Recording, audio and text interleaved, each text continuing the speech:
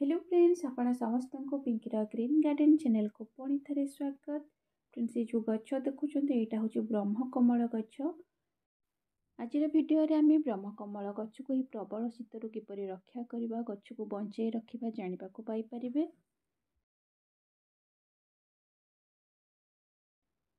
Video को skip न करी फुल वॉच करदे। मो चैनल जदि नुआ अच्छा एमती garden related nature related video देखापी मो चैनल को सब्सक्राइब करदे और पाखे बेल आइकन पाखे ऑल बटन को प्रेस करदे, जहाँफल कि मो वीडियो जितेबले भी अपलोड करी नोटिफिकेशन प्रथमे आपण पाखे पहुँची जिवो।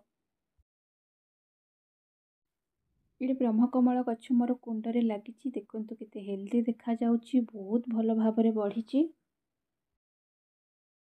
ब्रह्मकमल गच्छरे जदि अधिक फूल पाइबापी चाहूँगी, भल फूल पाइबापी चाहूँगी, ताहले ब्रह्मकमल गछ को बड़ कुंडे लगातु, 10-12 इंच कुंडे लगातु, वेल ड्रेनेज सॉइल रे लगातु। कुंडे भल भाव ड्रेनेज होल थिबा दरकार, जदि पानी जमिकी रहिला ताहले गछ पची जाई पारे। ब्रह्मकमल गछ लगेबापी सॉइल रे आपण आमर गार्डन सॉइल रे किछि रिवर सैंड मिक्स करदेवे, बाली आउ कंपोस्ट आप भर्मी कंपोस्ट हो काउडंग कंपोस्ट नहीं पारे। गछ जदि छोट अच्छी ताहले प्रथमे आपण ताकू छोट कुंडे लगातु, गछ टिके बढ़ी गला परे ताकू बड़ कुंडे को रिपोर्ट कर दियंतु, ताहले जे गछरे भल फूल पाई परिबे।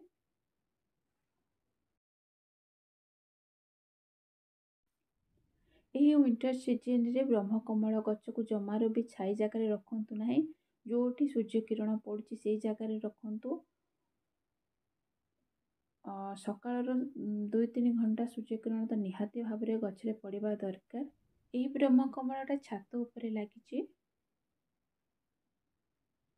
विंटर सीजन ब्रह्मकमल गचर भल ग्रोथ होगापी प्रथम ब्रह्मकमल गच को गचर मूल को हालुका भाव में खोलीदेवा दरकार। खोलीदेले सब अनाबना घास गुड़ाक बाहरी जीव, आ गच मूलर माटी टिके हालुका हो जहाँफल गच मूल को भल भाव में ऑक्सीजन मिल जिवो।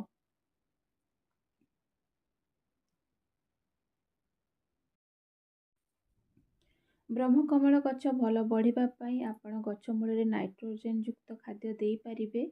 आम गोबर खत ए पारे, गोटे वर्ष पुराणार गोबर खत आपड़ दे पारिबे, ना तो आपण पाखे जब भर्मी कंपोस्ट अच्छी ताहले भर्मी कंपोस्ट दे पारिबे। आपण गोबर खतर लिक्विड बनैकी मध्य गच मूल दे पारिबे।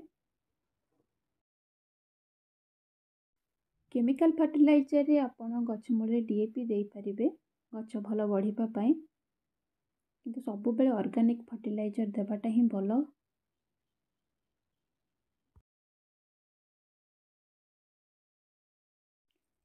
विंटर सीजन रे बेसी खत देवा दरकार नहीं, आपण मासकु थरे ऑर्गेनिक फर्टिलाइजर दे पारिबे, एमती हमर गोबर खत हो बा वर्मी कंपोस्ट।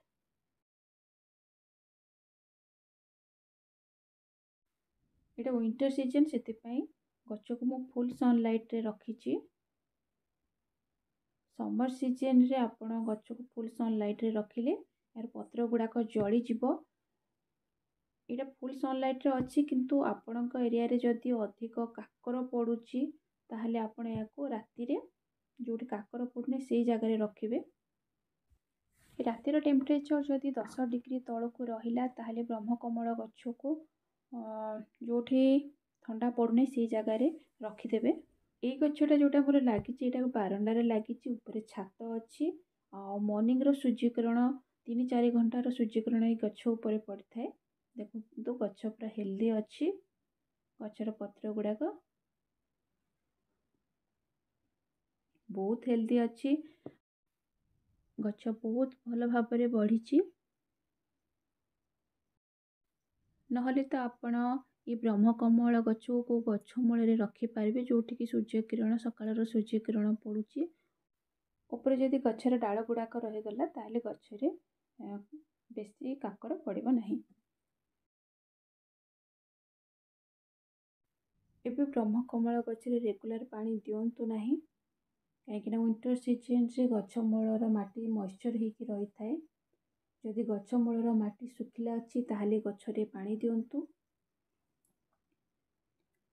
ଆଉ ଯଦି ଓଦା ହେଇକି ଅଛି ଗଛରେ ଜମାରୁ ବି ପାଣି ଦିଅନ୍ତୁ ନାହିଁ। ଯଦି ଗଛରେ କିଛି ପୋକ ଦେଖାଗଲା ତାହେଲେ ଆପଣ ଗଛରେ ନିମ୍ ଅଏଲ୍ ସ୍ପ୍ରେ କରିପାରିବେ। 1 ଲିଟର ପାଣିରେ ଆପଣ 1 ଚାମଚ ନିମ୍ ଅଏଲ୍ ମିକ୍ସ କରିକି ସ୍ପ୍ରେ ବୋଟଲରେ ଗଛରେ ସ୍ପ୍ରେ କରିପାରିବେ।